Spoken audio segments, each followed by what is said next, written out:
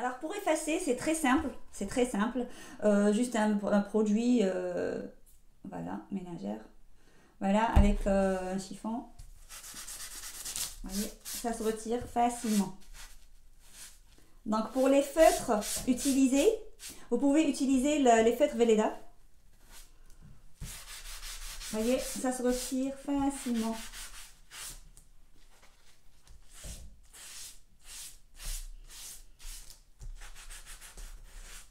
À peine je le touche, ça se retire.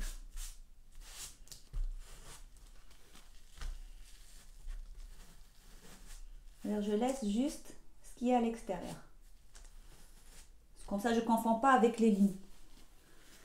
Ça, on s'en sert pas.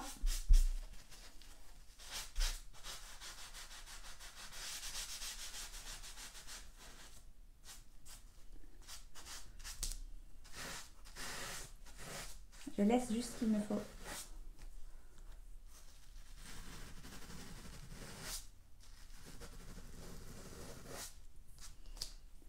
Voilà, c'est fait.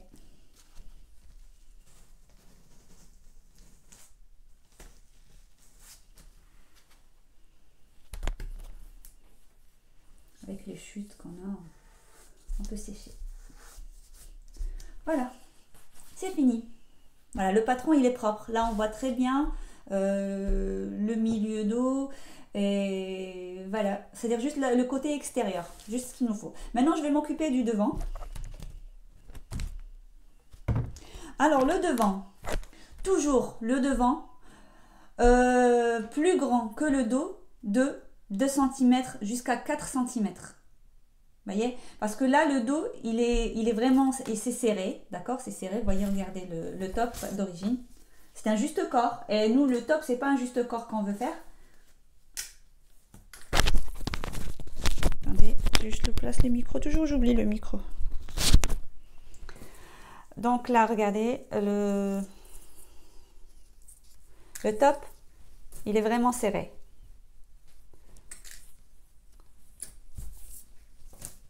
Il est vraiment serré sur le dos. D'accord? Le dos, on le laisse comme ça. On ne touche pas. Mais le devant, le fait que, surtout le devant, que je vais, si je veux faire le même que celui-là, le devant, c'est en crêpe ou en mousseline. Le tissu, il n'est pas extensif, pardon. Donc, je dois prévoir une marge de 4 cm sur le devant. Toujours comme ça. De 3 jusqu'à 4 cm. D'accord? Et ne vous inquiétez pas, ça ne va pas être trop large parce que là, le dos, le fait qu'il est petit, ça va serrer le dos vers le devant vers l'arrière. Donc, ne vous inquiétez pas, ça va être nickel. Donc, je rajoute 3 cm au milieu.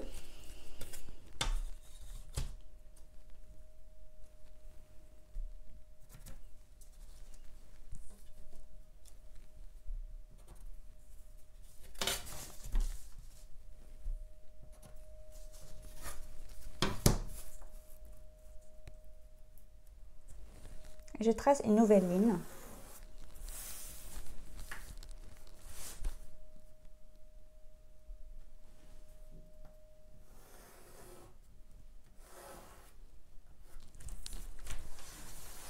Donc, il n'y a rien qui va changer. C'est juste le devant, le nouveau devant, c'est-à-dire la nouvelle ligne, ça va prendre, c'est le devant, et cette ligne, c'est le dos. D'ailleurs, on va écrire ici milieu, devant. Comme ça, quand je coupe, milieu devant. Et je rectifie sur le bas. C'est-à-dire, je vais joindre ce qui restait en ligne droite. Voilà, une platitude. Alors, tout ce qu'on va changer, c'est l'encoulure. L'encoulure, c'est normal pour le devant, c'est plus bas. D'accord? C'est plus bas. Donc, il ne faut pas trop échancrer parce qu'il faut laisser pour l'essayage. Imaginez, c'est-à-dire on finit le patron et on s'aperçoit que c'est trop décolleté, après c'est trop tard pour rectifier. Donc on peut laisser un petit peu, ou bien je vais chercher un vêtement qui me va bien, par exemple ce top là, regardez, par exemple ce top là, je vais voir, parce que d'habitude je mets celui-là, je le mets, ou bien même celui-là que je porte, je vais voir, l'encolure ça s'arrête où, voilà, ça s'arrête ici. D'accord, ça s'arrête là. Donc, ce que je vais faire, je vais juste joindre et faire la nouvelle. Alors, avant de tracer le devant, l'encolure du devant, il faut toujours pour les 3 cm, ça doit être plate, d'accord? Parce que si je vais joindre, si je veux par exemple l'encolure, bien sûr, si je veux l'encolure arrondie, si je veux vraiment l'encolure arrondie, je dois faire une perpendiculaire, c'est-à-dire pour 3 cm, c'est droit, d'accord? Je parle de ce côté-là, regardez, là je vais vous montrer, là, regardez, là, cette partie-là, il faut que ça soit vraiment plate, après ça tourne, parce que si on commence à faire par exemple, si je fais ça, je vais vous expliquer, c'est-à-dire si je prends la courbe et je commence directement comme ça, la forme elle n'est pas arrondie, après si on veut un V arrondi, c'est comme on veut, mais là si on veut vraiment que ça soit arrondi, ça doit être pas sur le devant. Donc là, je vais tracer la nouvelle courbe. Hop.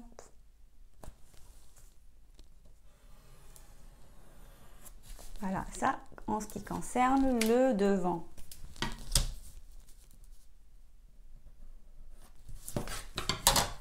Voilà, le devant, il est fait. Ok, le devant, il est fait. Donc, ce que je vais faire, là, pour tester le patron, s'il est bon ou pas, normalement, il est bon. Ce que je vais faire, je vais calquer le dos à part, le devant à part. Et voilà, et je vais prendre juste... Je ne vais pas retirer les valeurs de couture, je ne fais rien du tout. Tout ce que je vais faire, ça c'est une base, je ne la touche pas. Je vais prendre un autre bout de la bâche. Ce qui vient dans la bâche, c'est transparent et on peut calquer nos patrons facilement. Facilement, vraiment facilement.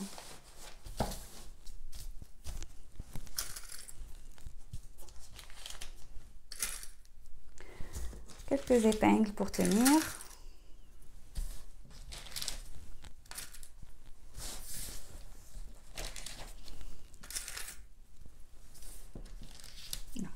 Je prends, pourquoi je les sépare pas tout de suite parce que ça, si c'est bon, ça va être une base. Je vais le garder à vie. Voilà, à vie, tout ce que je vais faire, c'est juste faire des transformations. Par exemple, si je veux faire un autre top, là, col châle ou col chemisier, col par exemple, col V, c'est-à-dire je transforme juste les formes. D'accord, mais la base elle reste la même. C'est-à-dire la largeur, longueur et tout, c'est pas à chaque fois que je veux faire un top que je vais sortir un vieux patron et faire le patron et tout, un vieux vêtement et je vais faire le patron. Ça, c'est vraiment le garder pour toujours. Donc, je vais calquer le... Donc, voilà, avec la courbe, je suis en train de tracer le devant. Je trace l'épaule, le milieu devant, voilà.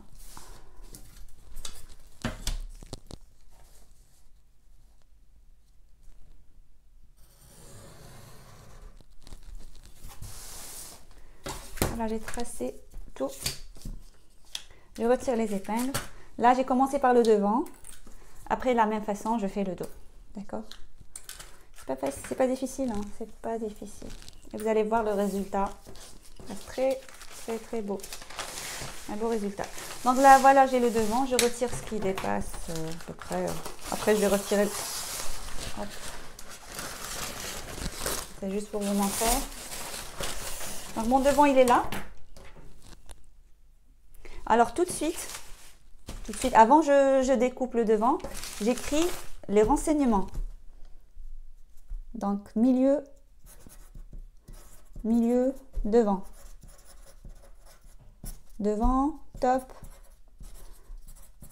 sans manche. D'accord, sans manche. Voilà. Là, c'est la ligne, c'est le droit fil. Bien sûr, le droit fil, on sait très bien que c'est le sens du milieu devant. Voilà. Donc, je le mets de côté. Donc, le dos de la même manière. Pareil.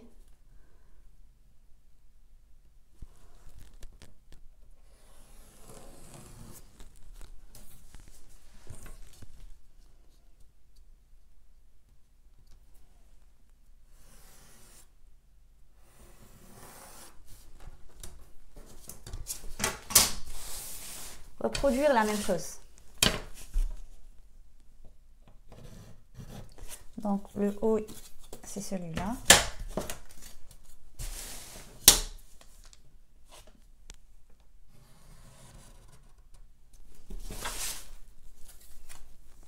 Les manchures sont pareilles, hein. Que ce soit pour le dos, pour le devant, c'est la même chose.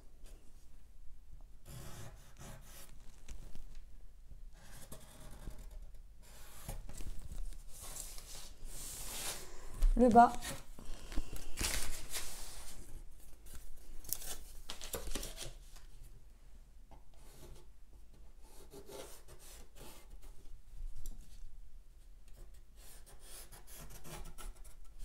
Vous voyez, on voit très bien que c'est évasé. Ça va pas gêner au niveau des hanches. D'accord? Parce que c'est une tunique, donc ça doit être ample et on est à l'aise dedans. Ça, c'est très important.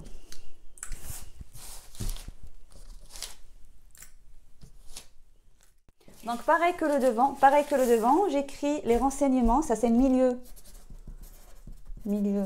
dos. Je sais que c'est long. Je sais que c'est un peu long de faire ça, mais c'est le résultat qui compte. Après, on est tranquille pour un bon moment. Tout ce qu'on va faire, on peut faire le même modèle et on est tranquille. C'est-à-dire, on sait très bien que le modèle, il est juste. Milieu dos, top, oui, top sans manche. Voilà. Bon, la ligne. Maintenant, celui-là, la base, on ne le jette pas. On le met de côté. On va le mettre de côté. On ne sait jamais. Et on va s'occuper de ces deux-là. Donc là, le milieu dos et le milieu devant.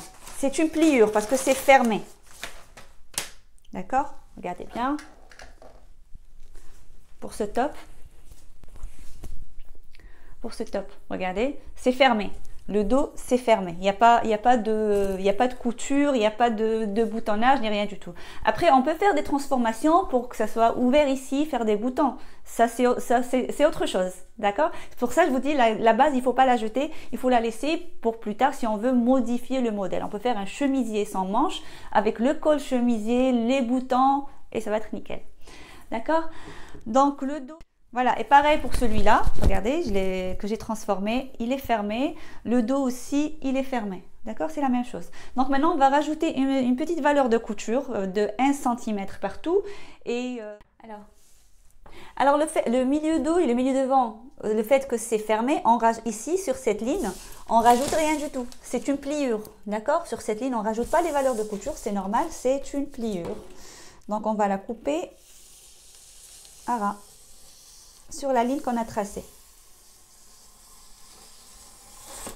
D'accord? Sur l'encolure, oui, je rajoute les valeurs de couture sur le dos, sur l'épaule, sur l'emmanchure, sur les côtés et sur le... Voilà. Donc, j'ai rajouté les valeurs de couture, voilà, 1 cm partout. À part le milieu devant, on rajoute rien. Le milieu dos, on rajoute rien pareil. C'est une pliure. J'écris d'ailleurs sur le patron pliure, pliure, pliure. Pliure, pliure et pliure. Comme ça, je ne me trompe pas. Pliure, voilà. Et par rapport à la longueur finale, la longueur du dos et devant, là, j'ai rajouté sur le dos et le devant 10 cm. Ça ne veut pas dire que vous aussi, vous êtes obligé de rajouter 10 cm, d'accord? Tout dépend de la longueur voulue du top. Par exemple, si vous voulez le top qui soit moins, c'est-à-dire juste moins que cela, vous pouvez faire 5 cm, 3 cm, c'est quand vous voulez. Mais moi, j'aime bien l'effet quand les côtés sont courts et le devant et le dos sont plus longs. Voilà, j'aime bien cette forme. Donc, vous pouvez très bien le laisser droit. C'est quand vous voulez. Mais c'est plus beau, c'est plus joli quand... pourquoi? Justement, pour le devant. Pour le devant, pourquoi il faut toujours rajouter? En fait, même la longueur, il faut vraiment rajouter. Pourquoi? Parce que là, il y a la poitrine qui va remonter. Il n'y a pas de pince. Il n'y a pas de pince de poitrine. Il n'y a pas de pince. Il n'y a rien du tout. Donc, si on le fait droit, le devant, il va monter. D'accord? Et on a l'impression que c'est court, c'est long sur le dos et court sur le devant. D'accord? Donc, il faut vraiment rajouter, même si sur le dos, si vous laissez le dos droit, par exemple, Sur le devant, laissez au moins 3 cm de plus.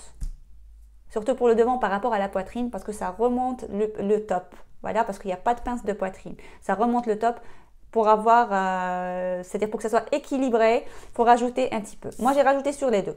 D'accord? Maintenant, ce que je vais faire, je vais chercher du tissu et on va couper.